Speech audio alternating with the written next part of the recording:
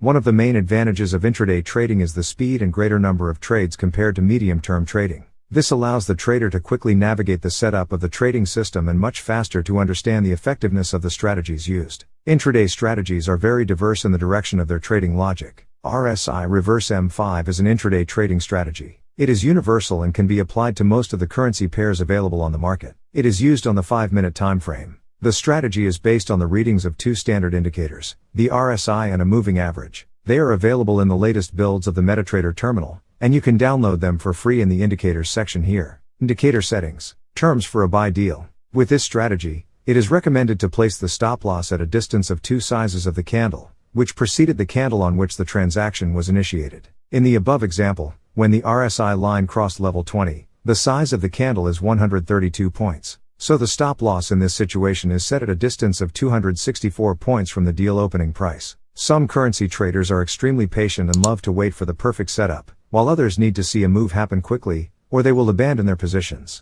These impatient souls make perfect momentum traders because they wait for the market to have enough strength to push a currency in the desired direction and piggyback on the momentum in the hope of an extension move. However, once the move shows signs of losing strength, an impatient momentum trader will also be the first to jump ship. Therefore, a true momentum strategy needs to have solid exit rules to protect profits, while still being able to ride as much of the extension move as possible. The 5-minute Momo strategy does just that. Our first example above is the euro to US dollar on March 16, 2006, when we see the price move above the 20-period EMA as the MACD histogram crosses above the zero line. Although there were a few instances of the price attempting to move above the 20-period EMA between 1:30 p.m. and 2 p.m. ET, a trade was not triggered at that time because the MACD histogram was below the zero line. We waited for the MACD histogram to cross the zero line, and when it did, the trade was triggered at 1.2044. We enter at 1.2046 plus 10 pips equals 1.2056 with a stop at 1.2046 to 20 pips equals 1.2026. Our first target was 1.2056 plus 30 pips equals 1.2084. It was triggered approximately 2.5 hours later. We exit half of the position and trail the remaining half by the 20-period EMA minus 15 pips. The second half is eventually closed at 1.2157 at 21:35 p.m. ET for a total profit on the trade of 65.5 pips.